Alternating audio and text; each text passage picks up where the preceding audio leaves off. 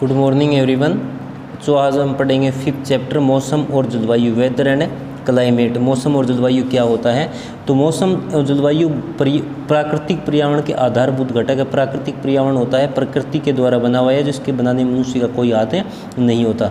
दोनों शब्दों का प्रयोग हम दैनिक जीवन में करते हैं। इन दोनों शब्दों को सामान्यतः पर्यायवाची माना जाता है, परंतु वास्तव में एक दूसरे से बिल्कुल भिन्न है। जैसे कि हम प्रतिदिन मौसम के संदर्भ में चर्चा करते हैं, क्योंकि हर समय ये हमारे साथ रहता है। हम अक्सर कहते हैं कि आज दिन आर्द्र है। आर्द्र का मतलब नमी होना, या आज दिन ठंडा है, दिन गर्म है, आओ तैराकी के लिए चले आदि, ऐसा होता है।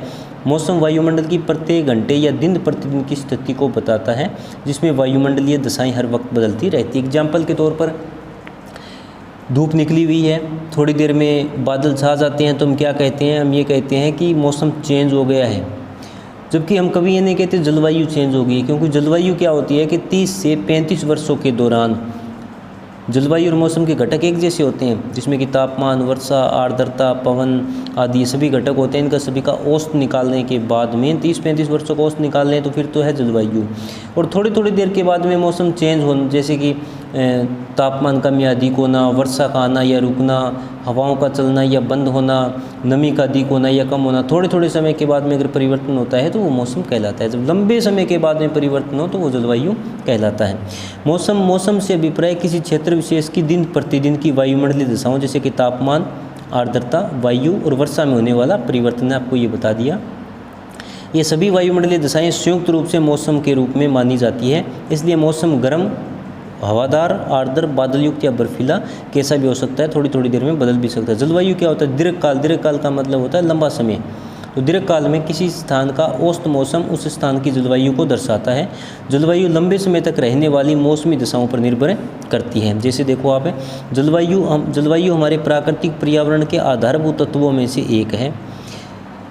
जलवायु स्थल खंडों, वनस्पति, मृदा के प्रकार, कृषि कार्यों आदि को प्रभावित करती है। जलवायु से इन सभी पर प्रभाव पड़ता है। हम जो वस्त्र पहनते हैं, भोजन करवाते हैं या करते हैं, और जिस प्रकार के घरों में रहते हैं आदि का जलवायु से घनिष्ठ संबंध होता है।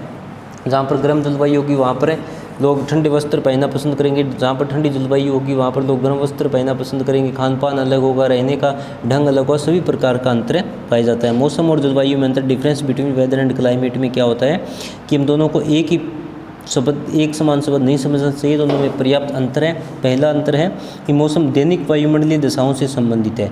जलवायु क्या है? दीर्घकाल, यानी कि लंबे समय की औसत मौसमी दशाओं से संबंधित है। दीर्घकाल की जगह लंबे समय लिख सकते हैं। मौसम दिन में कई बार बदलता है, कभी धूप है, कभी बादल होते हैं, कभी हो सकता है बरसात या वर्षा होनी शुरू हो जाए, फिर धूप निकल जाए। जलवायु दीर्घकाल तक एक जैसी बनी रहती है। मौसम संबंधी परिवर्तन छोटे क्षेत्र संबंधी रखते हैं। कुछ 1 किलोमीटर में मौसम बदल सकता है, परिवर्तित हो सकता है, लेकिन जलवायु है बहुत बड़े क्षेत्र में परिवर्तन करती है। यह बहुत बड़े क्षेत्र में परिवर्तन होता है। दोनों के तत्व कौन से हैं? Element of weather and climate के तापमान, दाब या वायुदाब। वायुदाब शब्द भी आता है कई बार। वायु की निचली परतों पर ऊपरी परतों का दबाव है, वायुदाब कहलाता है। आर्द्रता, नमी यानी कि पवने, जो हवाएं एक स्थान से इस प्रकार से एक स्थान से दूसरे स्थान की ओर चलती हैं।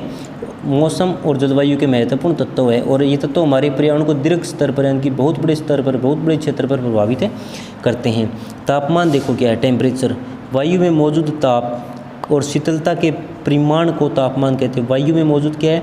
ताप यानी कि गर्मी, और ठंड यानी कि शीतलता यानी कि ठंड के परिमाण को, उनके संतुलन को तापमान कहते हैं। सूर्य पृथ्वी पर ऊर्जा का सर्वप्रमुख स्रोत। सभी को पता है कि जितनी पृथ्वी ऊर्जा है सूर्य से मिलती है, परंतु पृथ्वी सौर ऊर्जा का बहुत कम भाग प्राप्त करती है। ये पृथ्वी सौर ऊर्जा का 1/2वां अरबवां भाग, 1/2 अरबवां भाग ही 1/2 अरबवां भाग ही का केवल एक भाग ही प्राप्त करती है। पृथ्वी पर सूर्य से हमें जो ऊर्जा प्राप्त होती है उसे क्या कहते हैं? सौर ऊर्जा कहते हैं। और सूर्य से आने वाली वह ऊर्जा जिसे पृथ्वी रोक लेती है सूर्यतपन कहलाती है। सूर्य से आने वाली वह ऊर्जा जिसको पृथ्वी रोक लेती है वो सूर्यतपन कहलाती है, या सूर्यतप भी कह सकते हैं, इसको सूर्यतप कहलाती है। विशेषताएं देखो, पृथ्वी के सभी स्थान एक समान मात्रा में ऊर्जा नहीं प्राप्त करते। तापमान समय और स्थान के अनुसार बदलता रहता है। सभी जगह एक स्थान सूर्य किरणें नहीं पड़ती है। अक्षांशों के अनुसार, यानी कि जैसे जैसे हम 0 डिग्री या 0 डिग्री की लाइन है मैप पर आप देखोगे, इससे धीरे धीरे हम दूर जाते जाएंगे, तापमान कम प्राप्त होगा। जैसे जैसे ऊपर की ओर जाएंगे तो तापमान कम प्राप्त होगा। सूर्य से समुद्र से दूरी, समुद्र से अगर दूर होंगे तो तापमान में विषमता अधिक होगी, गर्मी अधिक होगी, सर्दी अधिक होगी। प्रचलित पवने, जो पवने लगातार एक दिशा में चलते हैं उनको प्रचलित पवने कहते हैं। ये भी किसी स्थान के तापमान को प्रभावित करते हैं। दूसरा है उच्च अक्षांशों पर तापमान कम होता है। यानी कि उच्च अक्षांश कौन से होते हैं? जो ध्रुवों के आसपास के 90 डिग्री के आसपास के अक्षांश होते हैं। भूमध्य रेखा और इसके आसपास के स्थानों पर तापमान सर्वाधिक होता है।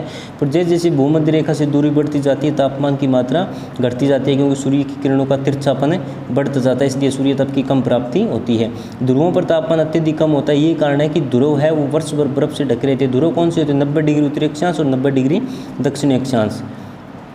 भूमध्य रेखा पर सर्वाधिक तापमान रहता है क्योंकि यह वर्ष भर सूर्य की किरणें सीधी पड़ती है। अब देखो, एक तो ये किरणें सीधी पड़ रही है तो एक बिंदु को ही गर्म करना है, थोड़े क्षेत्र से चलकर आएगी, और यही किरण अगर इस प्रकार से तिरछी पड़ रही है तो इसको एक तो अधिक क्षेत्र को पार करना पड़ेगा जिससे कि इसकी मारक अक्षमता कम हो जाएगी, दूसरे इसको अधिक क्षेत्र को गर्म करना पड़ेगा। तो ध्रुवों की ओर जाते हैं तो किरणों का तिरछापन बढ़ता जाता है। भूमध्य रेखा पर किरणें सीधी पड़ती है, इसलिए वहाँ भूमध्य रेखा पर तापमान अधिक प्राप्त होता है। इस आधार पर पृथ्वी को 3 ताप कटिबंधों में बांटा जाता है। एक है उष्ण कटिबंध, दूसरा शीतोष्ण और तीसरा है शीत कटिबंध। 3 प्रमुख कटिबंध है जो हमने कक्षा 6 में पढ़ लिए थे। अधिक ऊंचाई पर तापमान कम होता है, इसलिए पर्वतों पर हम अधिक ठंड महसूस करते हैं, क्योंकि ऊंचे जो भाग होते हैं वहाँ पर वायु कम होती है, जिसके कारण सौर ऊर्जा को वायु रोक नहीं पाती और वायु वापिस, सौर ऊर्जा है वापस वायुमंडल में चली जाती है, इसलिए पर्वतों पर अधिक ठंड होती है। जल गर्म और ठंडा होने में अधिक समय लेता है, इसलिए समुद्र तटीय क्षेत्रों का तापमान सामान्य रहता है। समुद्र तट यानी कि समुद्र के आसपास के जो क्षेत्र है वहाँ पर सूर्य की किरणें अधिक देर तक समुद्र में जाएगी, फिर वापस निकलेगी। तो जल में लगभग सूर्य किरणें हैं वो 200 मीटर गहराई तक जाती है। जब तक 200 मीटर गहराई तक जाती है इतने में सूर्य अस्त हो जाता है। रात को वही किरणें वापस निकलती है, इतने में सूर्य फिर उदय हो जाता है। सूर्य वापस दूसरे दिन निकल जाता है और फिर से उनको जल को सूर्य तप की प्राप्ति होती रहती है। इसलिए समुद्र तटीय क्षेत्रों में सामान्य तापमान बना रहता है। जो समुद्र तट से दूर क्षेत्र होते हैं वहाँ पर स्थल भाग अधिक होता है, तो स्थल भाग में सिर्फ 10 मीटर गहराई तक सूर्य किरणें जा पाती है। अचानक से सूर्य किरणें आंतरिक भाग स्थल भाग को गर्म कर देती है और अचानक से रात के समय स्थल भाग ठंडा हो जाता है। इसलिए समुद्र तट से दूर क्षेत्रों में विषम तापमान पाया जाता है। अगर पवनें ठंडे भागों से प्रवाहित होती है तो उस क्षेत्र का तापमान कम होगा, जबकि गर्म क्षेत्रों से प्रवाहित होने वाली, प्रवाहित का मतलब होता है बहना, अगर हवा ठंडे क्षेत्रों से बहती है तो तापमान कम हो जाएगा, अगर गर्म क्षेत्रों से बहती है तो तापमान बढ़ जाएगा। तापमान को डिग्री सेल्सियस में मापते हैं। इसका मापन का आविष्कार किसने किया था? एंडर्स सेल्सियस ने किया था, उसके नाम पर इसका नाम रख दिया। सेल्सियस मापने पर जल का 0 डिग्री सेल्सियस पर जमता है और 100 डिग्री सेल्सियस पर जल बिल्कुल अपने आप उबलने लगता है। तापमान का मापन किससे किया जाता है? थर्मोमीटर नामक पैमाने से किया जाता है, इंस्ट्रूमेंट से किया जाता है। शहरों में गाँव की अपेक्षा तापमान अधिक होता है। क्यों? क्योंकि शहरों में जो सड़कें हैं पक्की होती है, बिल्डिंग होती है, और दूसरी बात वहाँ पर बहुत अधिक वाहन चलते हैं, इसलिए प्रदूषण के कारण भी तापमान अधिक होता है। वायुदाब एटमॉस्फेरिक प्रेशर, वायु पृथ्वी की सतह पर वायु के भार द्वारा लगाया गया दाब है, वायुदाब कहलाता है। अब देखो ये है जैसे कि स्थल भाग, यहाँ की वायु पर इस प्रकार से ये ऊपरी भाग हो गया, ये स्थल भाग है, और पेंसिल ऊपर उठाइए थोड़ी सी ऊपरी भाग है। अब इस प्रकार धीरे धीरे नीचे की ओर जाते हैं तो निचली परतों पर दबाव पड़ता है। तो इसी प्रकार वायु की निचली परतों पर ऊपरी परतों का दबाव है वो वायुदाब कहलाता है। वायुदाब समुद्र तल पर अधिक होता है और ऊंचाई के साथ कम होता जाता है। पर्वतों पर देखो वायुदाब 930 से 900 मिलीबार, पृथ्वी तल पर कितना है? 900 से 950, 990 से 950 मिलीबार, और समुद्र तल पर 1013 मिलीबार। यानी कि समुद्र तल पर वायुदाब अधिक होता है। वायुदाब को किससे मापते हैं? बैरोमीटर नामक पैमाने से मापते हैं। इसे मिलीबार में दर्शाया जाता है। ये दर्शाने की इकाई, जिस पर तापमान को हम डिग्री सेल्सियस में दर्शाते हैं ना, इसको मिलीबार में दर्शाते हैं। मानचित्र पर वायुदाब को समदाब रेखाओं द्वारा अंकित किया जाता है, यानी कि समदाब रेखाएं मानचित्र इस प्रकार से खींची जाती है। इसका मतलब क्या है? ये रेखा जहाँ जहाँ से गुजरती है वहाँ पर एक समान वायुदाब पाया जाएगा। वायु हमारे शरीर पर उच्च दाब के साथ बल लगाती है, परंतु इसका अनुभव नहीं करते, क्योंकि वायु का दाब हमारे ऊपर सभी दिशाओं से लगता है और हमारा शरीर भी विपरीत बल लगाता है। अगर एक ही दिशा से वायु का दबाव लगता तो हमें पता चलता, लेकिन वायु का दबाव चारों ओर से हमारे शरीर पर लगता है। किसी भी स्थान के अक्षांश के अलावा वायुदाब उस स्थान विशेष के तापमान पर निर्भर करता है। देखो किसी भी स्थान के अक्षांश के अलावा, अक्षांश क्या होते हैं? इस प्रकार गोलाकार पृथ्वी है, गोलाकार है पृथ्वी। इस प्रकार ये पूर्व से पश्चिम दिशा में खींची गई रेखा क्या कहलाती है? अक्षांश कहलाती है। तो किसी भी स्थान के अक्षांश के अलावा वायुदाब उस स्थान विशेष के तापमान पर निर्भर करेगा, यानी कि इस अक्षांश का इतना महत्व नहीं है जितना कि उस स्थान पर जो तापमान है उसका महत्व है, क्योंकि जहाँ पर तापमान अधिक होगा वहाँ पर वायुदाब कम होगा। तापमान अधिक होगा, वायुदाब कम होगा। क्यों कम होगा? तापमान के कारण हवा गर्म होकर ऊपर उठ जाएगी। इसके विपरीत क्या होता है? जहाँ पर तापमान कम होगा वहाँ पर वायुदाब अधिक होगा। वायुदाब अधिक क्यों होगा? जहाँ पर तापमान कम होने के कारण वायु ठंडी होकर नीचे की ओर आएगी, तो यहाँ पर परतों पर दबाव अधिक पड़ेगा और वायुदाब बढ़ जाएगा। गर्म स्थानों पर वायु गर्म होकर ऊपर उठती है, जो निम्न दाब का कम दाब का क्षेत्र बनता है, जबकि कम तापमान वाले स्थानों वाले क्षेत्रों की वायु ठंडी होती है, जो उच्च दाब क्षेत्र बनाती है, क्योंकि नीचे की ओर उतरती है, निचली परतों पर दबाव डालती है। निम्न वायुदाब बादल युक्त आकाश और नम मौसम के साथ जुड़ा होता है। जहाँ पर निम्न वायुदाब होगा वहाँ पर बादल छा जाएंगे और नम मौसम उत्पन्न हो जाता है। वायुदाब की भिन्नता के आधार पर पृथ्वी को कितने भागों में? 4 वायुदाब कटिबंधों में बांटा गया। पहला कौन सा? ये वायुदाब पहला कौन सा है? भूमध्य रेखीय निम्न वायुदाब पेटी, जो भूमध्य रेखा के पास है। 0 डिग्री से लेकर 10 डिग्री उत्तरी और दक्षिणी अक्षांश के बीच में। उसके बाद में उपोष्ण उच्च वायुदाब पेटी 30 से 35 डिग्री उत्तरी और दक्षिणी अक्षांश दोनों के बीच में। फिर है अर्ध ध्रुवीय निम्न वायुदाब पेटी 60 से 65 डिग्री उत्तरी और दक्षिणी अक्षांश के बीच में। ध्रुवीय उच्च दाब पेटी 90 डिग्री उत्तरी और दक्षिणी अक्षांश के बीच में। क्या आप जानते हैं, यानी कि हम जानते हैं क्या ये चीज़ें, कि वायु हमेशा उच्च वायुदाब क्षेत्र से निम्न वायुदाब क्षेत्र की ओर गति करती है।